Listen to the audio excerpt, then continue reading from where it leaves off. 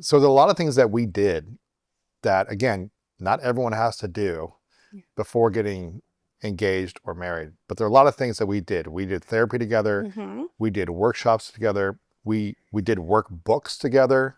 We Yes. read books together. We meditated together. We prayed together. We went to church together, and we had relationship mentorship conversations. So Mm-hmm. we did lots of different things around relationships. I'm not saying everyone has to do all those things or all at once. It might seem like a lot of work. But also, by the way, it was a lot of fun. It was. There There was were some. I mean, moments that listen. were rough. It was fun most of the time. Yes, most of the time. Sometimes I'm like a deep growth mindset person, Yeah. and I'm in this work constantly. But there were times where I was like, I just need a break from this. I need to Yeah, I like, remember. It's just like my let's brain just go to feels the. I'm tired. You just were like, like, I don't want to talk about this. Let's just go have fun, right? yes. But I'm glad I did a lot of this work, probably 90% of the time, Yeah. because it gives me so much peace knowing that I can fully be myself in our relationship. Yeah. And that I can speak my mind and you're not going to react or scream at me or respond in some negative way. And I think you trust and respect me more because you've known I've done the work and the foundation of our relationship. And so I feel like you accept me and love me more because of the investment I made in Yes. shared Yes. growth, in shared conversations, and in doing that work early on. And my whole vision and goal is to create that we created the foundation for ourselves so that we can just keep enjoying to have fun and live a Yes. beautiful, expansive life day Mm-hmm. after day, year after year. And again, when there's challenge or adversity that comes, You have the tools. we have tools and we have also a foundation of strength of, hey, we know how to talk about this. Yes. And we don't need to blame each other or make the other person wrong. It's not about the other person not being there. It's about how do we handle the challenge or the adversity that's coming our way? Yes. How do we make it about the challenge, not about us? Mm-hmm. And I think it's supported us Yeah. because of how much work we did on these different things and continue to do on a weekly basis. Do you want to share some of these? Because I think they were. Yeah, I want to walk through kind of like the whole process of this. Again, the whole thing was called Marriage Preparation Program for Engaged Couples. Now, it doesn't mean you have to be engaged to do this.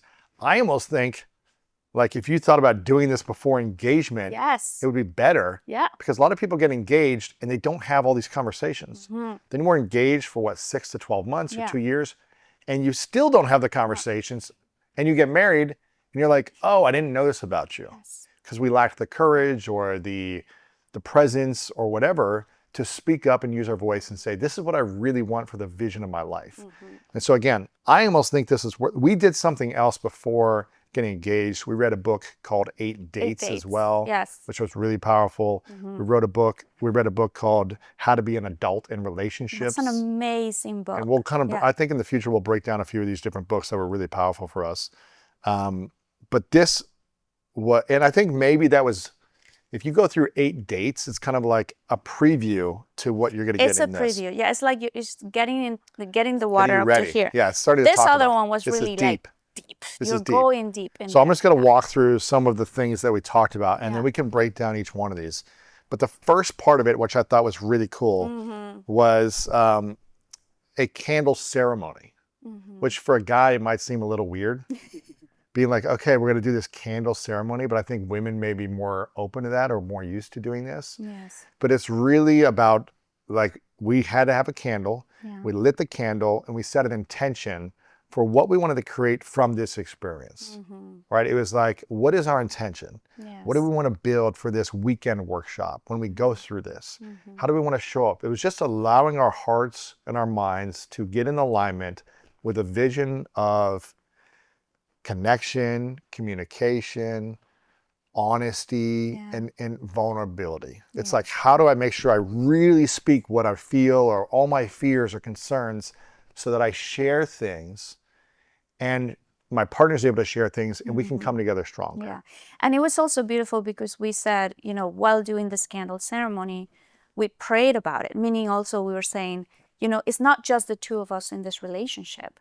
We're inviting and bringing God into the Yes. relationship because although these conversations are going to be, some of them are going to be a lot of fun, some of them can be hard. So we got to remember that it's not just the two of us. We have a higher power that's helping us Yes. through these conversations. It's interesting Yeah. because I think I'd interviewed Liz Gilbert, I think before we went through this. Okay. And Elizabeth Gilbert from Eat, Pray, Love. And she had gone through, different relationships in her past. She'd been married, divorced, and then she was, in another relationship a couple years ago that was extremely intense, like so intense and very like so much chemistry and explosive, but also toxic as well, as she talked about in this episode. Yeah. And the reason why it was so intense in a lot of different ways is her partner, I think, had cancer and ended up dying when they were in a relationship. I remember that, yeah. And it like broke her spirit afterwards, right? And she realized that she was in kind of like this addictive loop, this love addiction, this kind of like love addiction of like chemicals and feelings and like, we're so connected and you get me and I get you. And when I had her on, she was like, man, I was really in a toxic place for most of my life, living from this space of just chemistry and making it happen. Yeah. And she said one of the things when she went to like sex therapy rehab, she said, something I realized is that I never had God in my relationships. Yeah. It was always about the feeling and the chemistry and the emotions behind it and the physicality. Yes. And it's like, wow, it's so powerful. And I said, would you ever not have God in a relationship in the future? She goes, Never. absolutely not. God has to be at the center. Yeah. And I don't think she was really like a God person before this. I think she was just like spiritual and things like this. But she was like, God needs to be at the center of every relationship because otherwise it will never work out. Exactly. And it doesn't mean it will work out with God. It's not like it's going to be perfect. But she was like, it has to be involved in the relationship. It's so important. I did a... Why do you think God needs to be at the center of intimacy and relationships for married couples?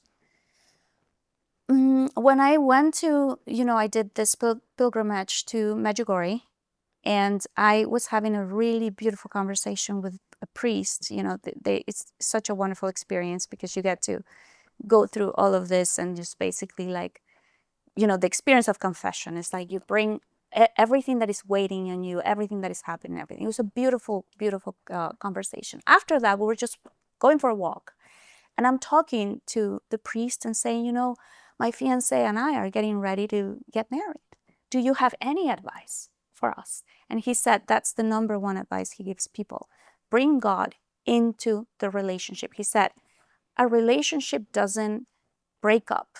A marriage doesn't break up due to the lack of sex or due to the lack of communication or it's like they break up due to the lack of God. And the reason why, he said, is because when you love God, you love your partner. And when you love your partner, you love God. It's like it's your way, like your partner is in this life being there for you to enjoy, to grow with, to explore life with, to have intimacy with, to have conversations, to have growth, to have family, like all these different things. It's like expansive, a beautiful, expansive, loving experience that God has put there in front of you for you to enjoy. So you can't say, I love God, but I hate my husband. Well, then you're not loving God. You see?